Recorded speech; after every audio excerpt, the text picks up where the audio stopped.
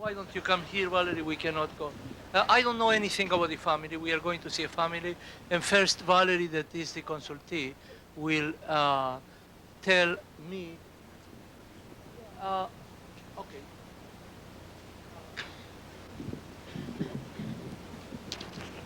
She will tell you and me at the same time what are the characteristics of the families and what you want. Okay. I've got a lot of Thank notes, just to relax myself.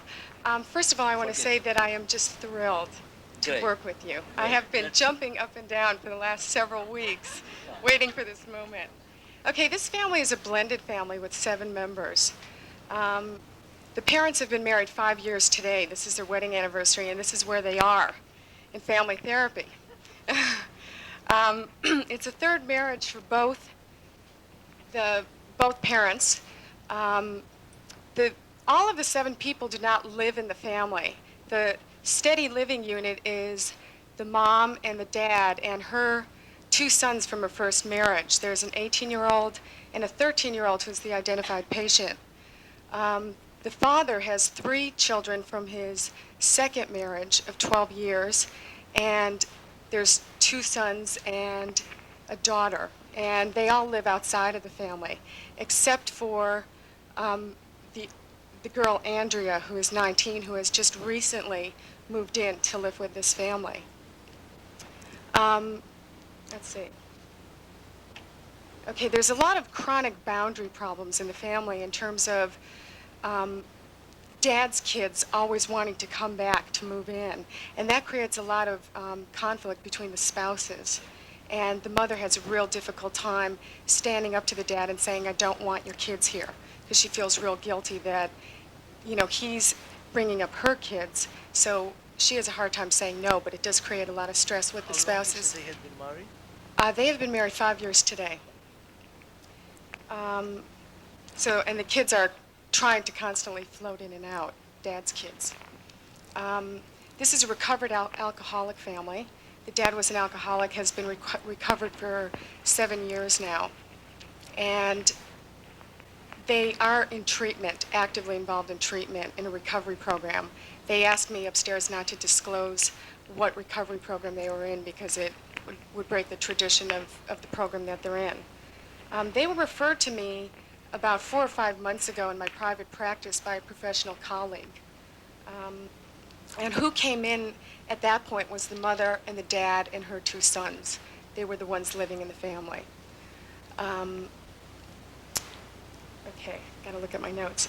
The presenting problem at that time was a 13-year-old adolescent was acting out. He had poor grades in school. He had poor peer relationships. He was bullying kids. He didn't do chores at home. The father was the only one that could get him to cooperate. Hold on a moment. Yes. Is somebody, George, can somebody from the organization spend $10 in a bunch of flowers because I want to take to the room for the couple? Do you think it's possible? Okay. Thank you. Okay. The 13-year-old boy was defiant towards his mother. He had poor hygiene. He still has poor hygiene. He wasn't doing chores at home. He was taking things that didn't belong to him, like the dad's tools, without asking for permission.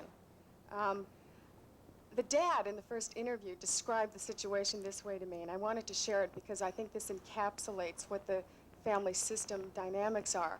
The dad said, when I asked him what his perception of the family was, he said, well, I play the role of the policeman, and my son, Jeff, who's the IP, is the bus driver, and he's trying to, you know, just drive through this family and do whatever he wants.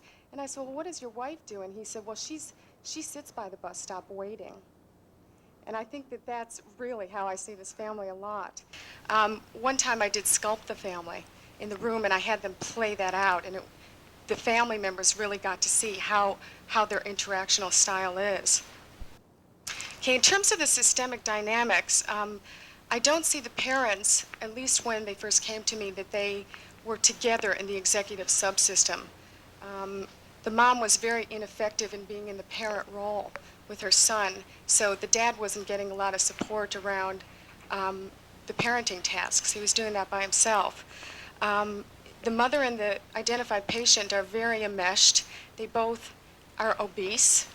The mother gains weight, he gains weight, the kid cries, she cries. So they're sitting up in the room together. I thought they would sit together.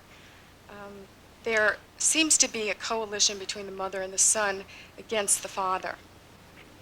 And the mother really undermines any consistent parenting with the father by, trying to be consistent and then saying, oh, do it anyway, I won't tell him. Usually, the couple's fights are around Jeffrey. And it seems to me that they do a lot of detouring of their marital issues on the kids. So it seems like there's a rigid triad there.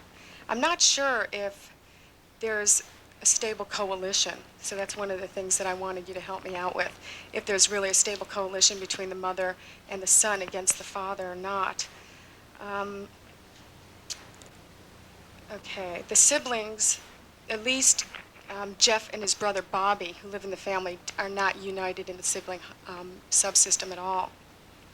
Okay, so when the family came to me, they wanted an assessment, and they said, this kid's acting out, what do you recommend? Well, I was going to try to hide this part from you because I pretty much didn't do a very good job on this one, but what I ended up doing is that I decided to defocus off the IP and to give the family another focus, which was the mother. She, pretty much what I said to the family is, that the mother needs some individual therapy, and she was wanting that also.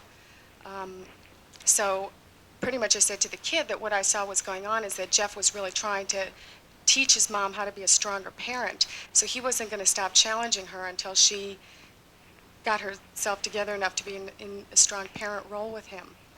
So at that point, I started seeing the mother in individual therapy and saw the family in conjoint therapy.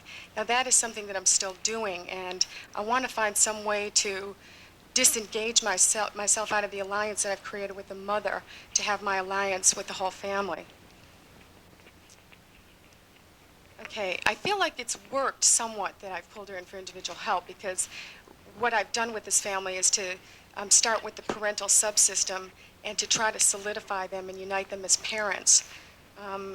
The kid is getting a lot better. When I told him about the conference, I said to him, when they came into me a couple weeks ago, the parents said, Jeff's doing a lot better. We can't believe it. And I turned to the kid and I said, you can't do that. I mean, you can't do this to me. You can't get better yet. We're going to this conference with this expert. You got to keep acting out. So I had the parents keep telling him at home, like, Jeff, it's 8 o'clock at night. You're not acting out. Come on.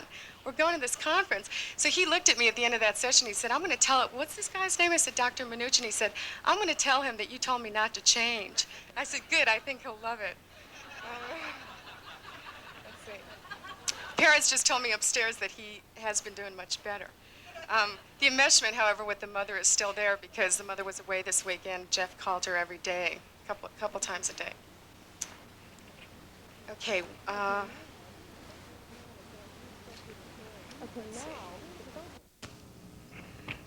Okay, now, the focus now is that I've restructured the parents sort of in a coalition against the child. So I need to find a way to create some kind of new role for him. Mom and Dad are more united. Who are now in the room? 5 of them? There's the 2 parents and the 2 children, Mom's 2 kids that live in this family, and Dad's 3 children from his second marriage that have come. Now, I have seen only 2 of those children when they have visited this family. I've invited them into the sessions when they could come. There's only 1 son that I have not met until today. Mm-hmm. But you said that the 19-year-old daughter is living now. Yes, she has recently moved into the family. So she's part.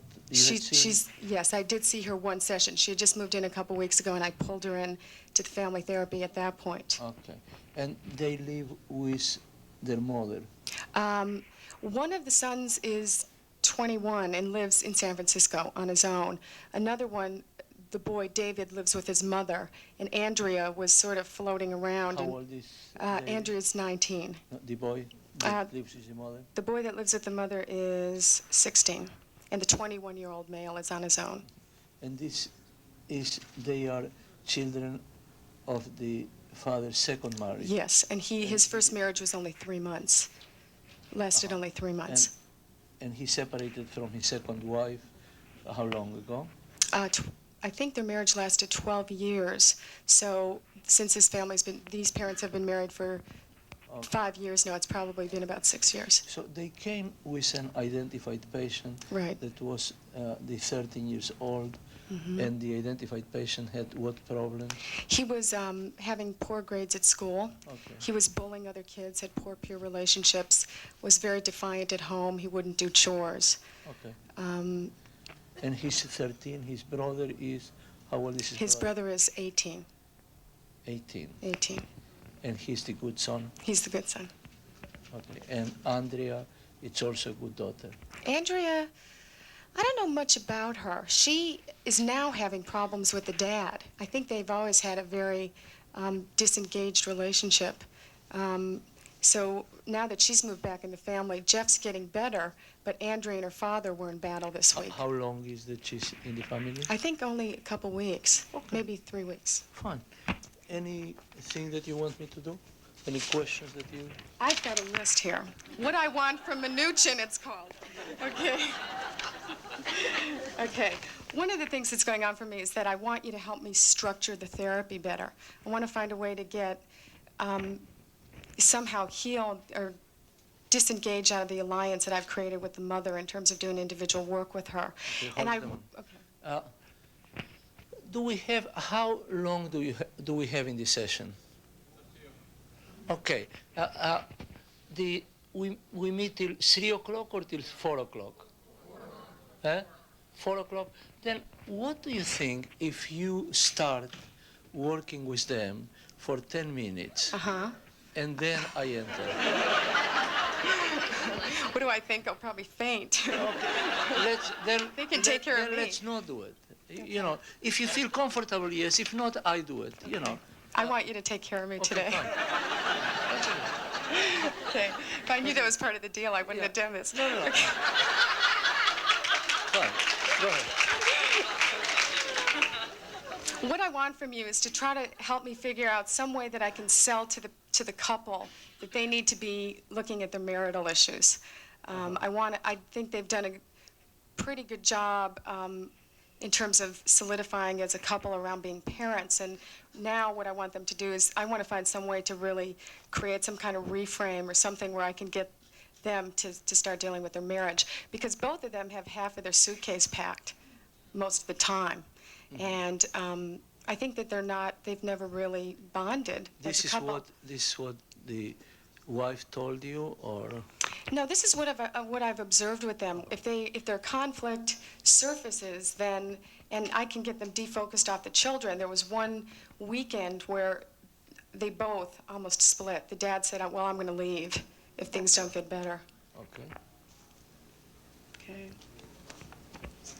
So that's pretty much what I want to do is, now that Andrea's in the family, these other kids live sort of on the periphery of the family and are heavily involved. I don't know how to structure the therapy completely. And I want to know an idea about how to get the parents to look at their marriage. How many times did you see them? I've seen them probably as a family maybe 8 times, 6 to 8 times. Once a week, or? I see them usually bi-weekly. Bi-weekly, even once a month. It's like I haven't... It means bi-monthly. Yeah, bi-monthly or sometimes once a monthly. Okay. Once a monthly. That's a good one. I'm not nervous. Yeah. This is my part. I am the one that speaks poorly.